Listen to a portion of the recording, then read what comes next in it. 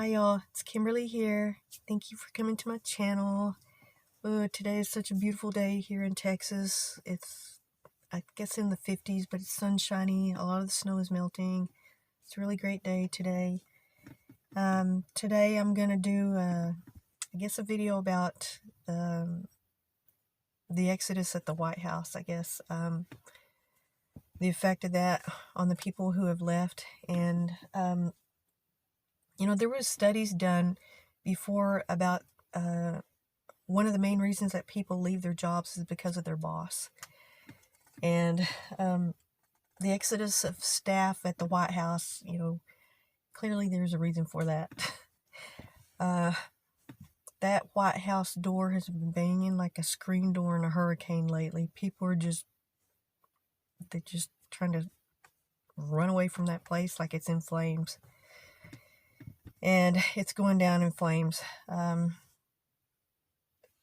Trump has been he's been a lot of people don't know this. He has been a political squatter is what I kind of, the way I think of it in my mind.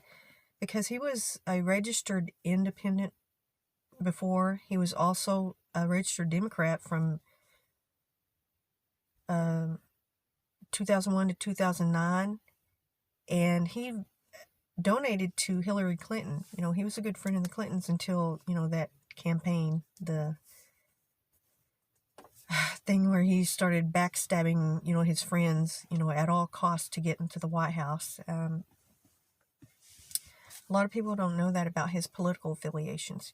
And he has made statements before that the best years in his mind for the country are when Democrats are in power. Economically, he's said that, and so many people, tout him as being so great at making money and this and that. Although he doesn't pay a lot of his contractors, he's been sued left and right because when he finds something, any little reason, he won't pay a contractor. He's filed for bankruptcy 6 times. He doesn't want to pay Rudy Giuliani, his lawyer. He's telling the White House not to pay the legal bills for Rudy Giuliani. And I think Giuliani was charging him $20,000 a day. But, he's a high-priced lawyer, and he's defending the president, from one of the, possibly the worst scandal, in the history of the presidency. And now he doesn't want to pay the bill. So that friendship and that relationship is completely broken, and I don't think it's ever going to be repaired. Giuliani is probably going to lose his license from the New York State Bar.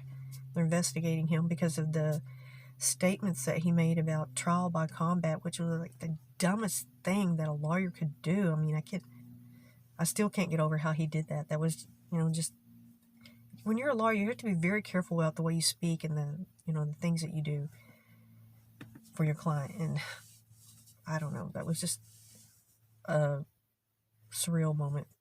I can't believe that he said that. And a lot of his earlier staff, they went to prison because President Trump wants total loyalty. He doesn't want people to be there for any kind of their own personal or constituency. He wants them all to be devoted only to him and what he wants personally. And a lot of those people did do things for him that were illegal. They were in fear of, losing their job or something like that, or whatever reason, or didn't want to, they were members of the Republican Party, and they were kind of like stuck, so a lot of them did comply with him, and, they ended up going to prison.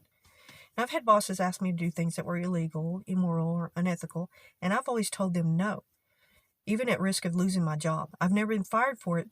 I've always told them, threw it back in their face. Well, I'll call the newspaper. I'll tell them, or you sign a piece of paper saying that you wanted me to do this, because I'm, your character and the way you hold yourself, even if you're doing something at work, especially if it's illegal, your job is not going to protect you because the law is always going to be above your job. And these people a lot of times thought that the president was above the law enough that he would protect them, and he didn't. He left, hung them out to dry. They went to prison. A lot of their lives were ruined by doing things for him that, they shouldn't have done, and they knew it. They knew in the back of their mind not to do it, but they did it because of those particular reasons for, their affiliation with that party, or he's the president and he is the boss and their boss, or so a lot of people, they had their own hand in it, because they made the decision to do it for him. So it's mostly their fault. But after everything that has come about, the power that he seems to have, like the realtor that was arrested from Texas, the one that flew in Jenna Ryan, I think that was her name.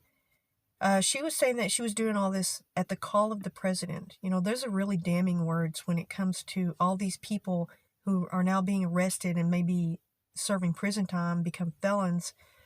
A lot of them are, like I said in other videos, they are professional people, lawyers, business owners, retired service people who've never been arrested before. They've never been, of a criminal nature.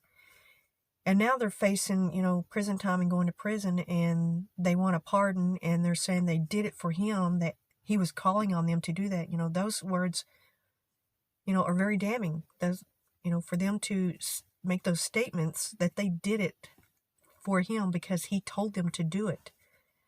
That those are very dangerous words. They don't play well for the president, and even for them, and there's so much evidence because people were so stupid that they live streamed it or they put it on their social media bragging about what they were doing. People were losing their minds and their sense of public, going against public policy, that laws, breaking the law, number one. And they damaged their own lives, their own careers, even though I do believe there is a sense of what they're saying. They did do it because he did call them to it, and they're suffering the consequences now. We don't know if he's gonna pardon them, if that.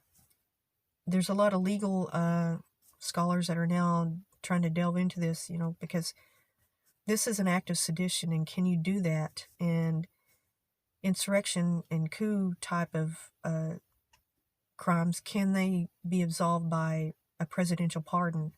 That's being studied right now, and whether or not he's going to do that. But, he seems to not even care. He doesn't care that the vaccine ran out. He doesn't care about the $2,000 checks. As I said, that was a load of bull already. I've said that several times. And people are still, trying to defend him and think he's coming through for them. He's making plans to pack up, and he's not doing anything. He literally is not doing anything. Nothing from the job. Pence is taking over now. He's basically the president without a title or stepping into that role, even though he's the vice president. He's taking over basically, unofficially, because President Trump just gave up and just piddling around doing whatever he wants, playing golf, packing up, making plans to make a big red carpet exit to Air Force One to fly off to Florida. Well, I'm going to talk about some of the people, some of his press secretaries that, let me see. I'm going to start with Sean Spicer was the first one. And he was there for about 7 months, and he was already, I think he had several communication director jobs with the Republican National Committee, and he did a lot of work with the Republican National Convention, other committee type jobs, and he seemed to be really stressed at this job. I think it really weighed on him emotionally and I think logically for him, because he was a big detractor of Trump for a while in the beginning until he got the job, and it was a great paying, very good for his career type of job. So yes, he put back what his moral feelings were and better judgment. He took the job, and then he just couldn't take it. He was really getting stressed out the end. At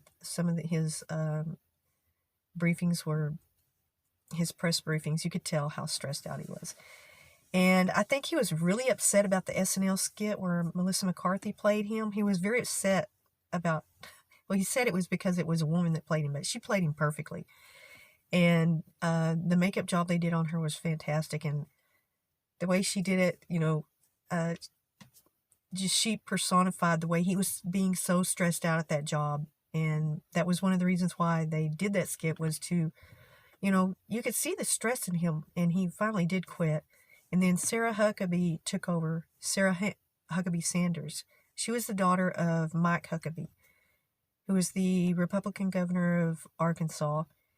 And she had a lot of, I guess, college, I don't know if she was in political science and mass communication. So, that was a perfect route for her to take this job. So I don't know if she got a degree in that, or I'm not real sure about that, but she was, that was just the job right up, her alley. And she actually did pretty good, but I think she had a problem with the lies, and she was having a lot of trouble, but she fervently defended him. But I could see, when you see a person who is very logical, very, they know that they're doing something wrong, and that came out. It came out even though she was doing her best to really defend him. And I think she was just, she couldn't take it anymore, and she left. And then the third one was Stephanie Grisham, which she did not hold daily press briefings, or, if she did, I never saw one. When I saw a picture of her,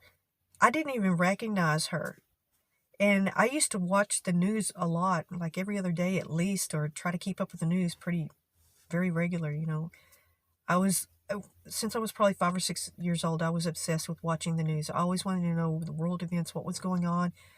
I was always very interested in stuff like that. And I don't think I ever saw her. I mean, her picture, when I saw it, when I was researching her, in my mind, I couldn't picture her, so I don't know if I ever saw her, because she didn't hold the press briefings, or if she did hold one, it had to be on a day that I didn't watch the news, or I don't know. And Kayleigh McEnany, oh God, this lady, I can't stand her. She's one of the most staunchest supporters of President Trump. And she has no problem with lying, with just, I don't know. She just is, I just can't stand her. I can't stand her. But the last press briefing that she gave, you could tell how angry she was. You could just feel. She gave like about a 2-minute press briefing after the riots, after the insurrection, coup, whatever you want to call it. She was so just pissed off. She would not take any. She read her statement off as fast as she could. Her face was just bright red. She was just, in the tone of her voice, she was very angry, upset, just absolutely. Like, it was on her last nerve to have to do this job. And she took no questions. And I mean, she was out of there like a bullet. And she has since turned in her resignation. She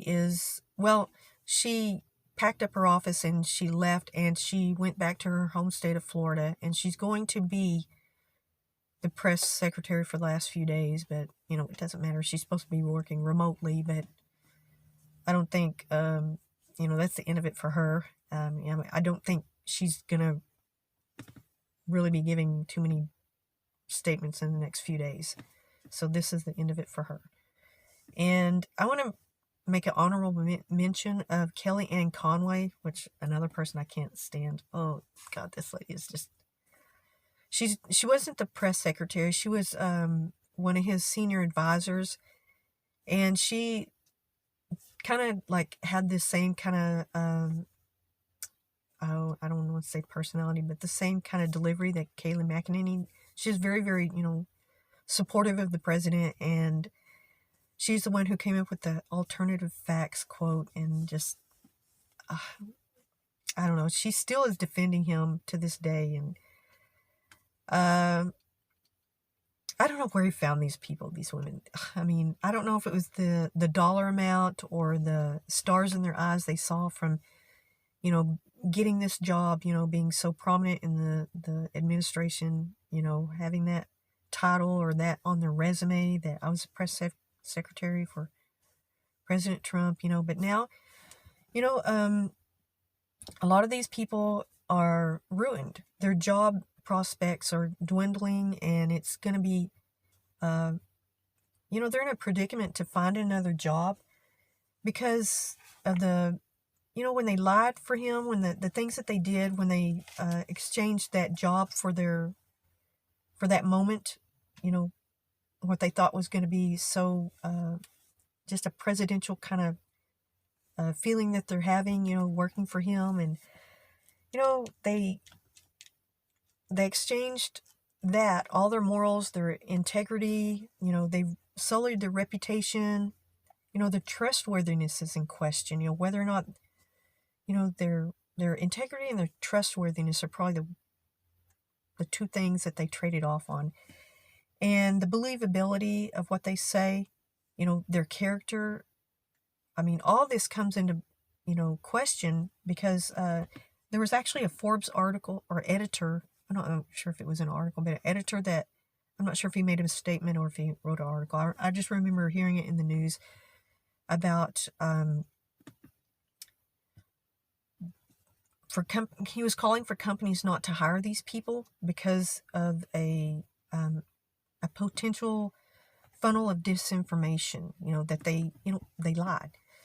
Can you ever trust them? The things that were coming out of their mouth constantly every day for this president that we have. How would they act professionally in another job? Could they ever be trusted? Are they going to be prone to being, I don't know, other things that would come along with it, bribery or, because they were so flippant for the dollar or for the, I don't know if it was, like I'm saying, the money, or if it was the prestige of that position, of being the press secretary for this administration. So they traded off a lot, in order to get this job. And, they've lost a lot. And are they going to be able to come out of this? Are they going to, I'm sure they'll find other jobs. I'm sure they will. I mean, anybody who is in the Republican Party who believes the same thing that they will or owns a company, sure, they're going to get a job. But whether, other people want to do business with that company or are going to trust them, if they're in a position of power or something of that nature, how are they going to rebound from this? And, that's something I think a lot of these people didn't think about, like the people who raided the Capitol, all the aftermath of that. It's the same thing when you work for somebody, you are the company that you keep. And these people, have been tainted by President Trump and his actions and their own actions, for hanging on for so long, after every scandal, every little thing that he's done. A lot of people say that, oh, he's made such a big deal about the press witch hunting him. But, he's the one who did these things. He did these things. And we live in an age and a day of, instant communication. There are cell phones everywhere. There's security cameras everywhere. You can be recorded everywhere you turn. So for him to want to claim that, he has no expectation of privacy, especially when he does it in front of press cameras. So that's not an unfair thing. He does it to himself.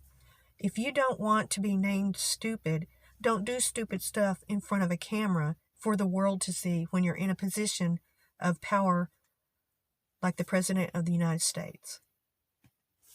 It's bad enough when a regular person does something, but when all eyes of the world are looking up on you and you commit these things or things come out of your mouth that are ridiculous statements, or you try to backtrack and say you didn't say it, and there's 50 clips of you saying the same thing over and over and over, you can't blame that on bad press. That you have to blame that on yourself. You have to have some kind of culpability of your own actions, or not culpability, but